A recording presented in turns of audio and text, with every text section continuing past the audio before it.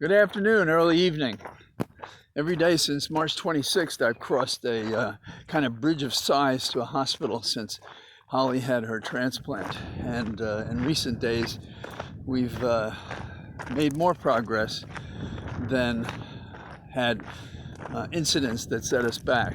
And so we're trying to work on that plan. In terms of individual rights, I think there's a basic misunderstanding about it. And it goes like this.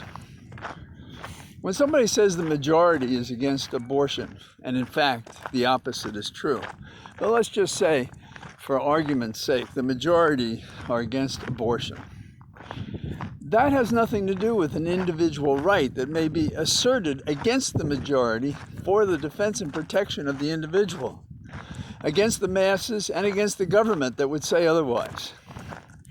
So a woman in Kentucky who asks, am I breaking the law, is asking a valid question, because Kentucky is passing a law that requires the certification of the abortion providers in that state, doesn't permit for telemedicine interviews, requires the cremation or burial of the aborted material.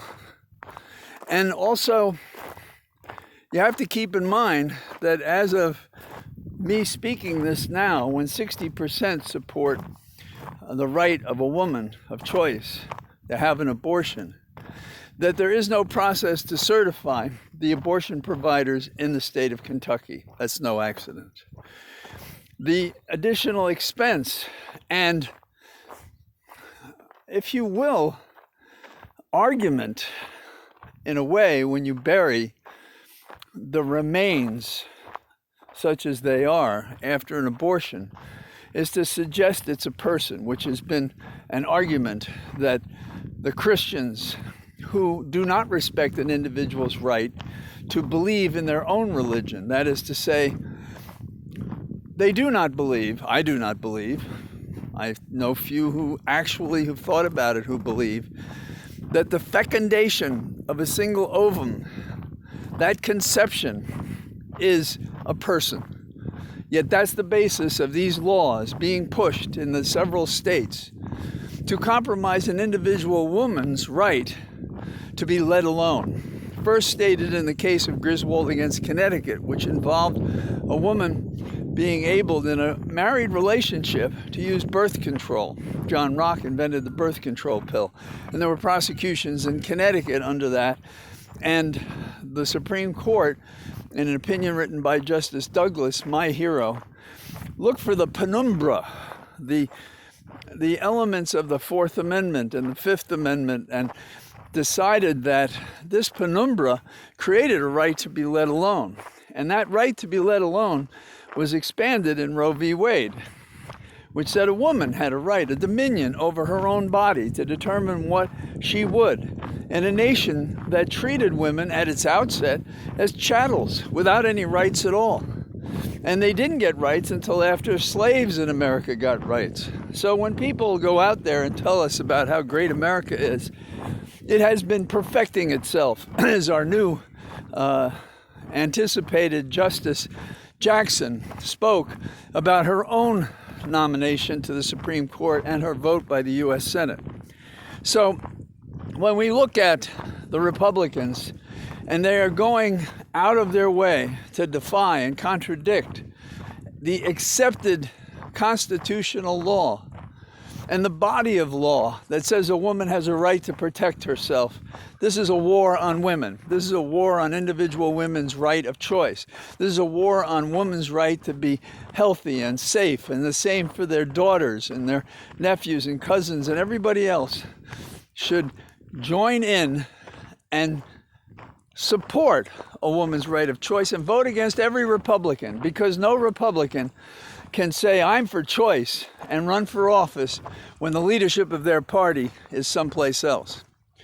Now, a second thing that interests me is, here we come again. We have the subvariants of Omicron, BA1, and the numbers are increasing again. So probably the people I'm speaking to, you've all been taking care of yourself, and you should continue to do that. We're going to have midterm elections this year, and we have a governor named Youngkin who has never run for office before and who has never met an opportunity to limit individual rights and liberties than this guy. He's a sleazy guy. He identified himself with Trump, and then he ran away from him a little bit to fudge the question so he could get in office. And once in office, he has tried to continue his political strategy of dividing America with hateful discrimination.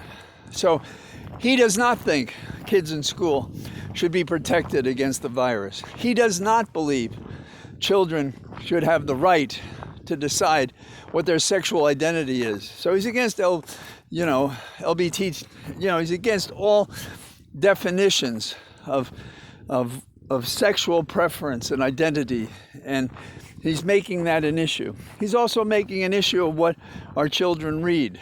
And he's also making it an issue, should we teach in history the sorry history of slavery in America? He thinks that is wrong and outrageous, because he would cleanse the minds of our children to ignore what made our history, which information we need to have so we can reform as is necessary. We're going to see this trend across America in the midterms. The Republicans have identified these kinds of issues as a way to divide a country when they've contributed nothing to the growth and establishment of the republic that they sought to tear down. In fact, they continue to do that. So that's my thinking for the day. I spent time, as I have every day, with Holly, and she's walking a little bit more and starting to brag about it. And she snuck away from her bed to walk without the nurses with her this afternoon, and she got scolded and was in trouble. Well, they were right, but we were right too. That's the way it is. So thank you for listening, and I'll do my walk and talks when I can, and I'll do it in my cathedral of trees, which are purer than anything the Republicans could ever conceive. Bye-bye.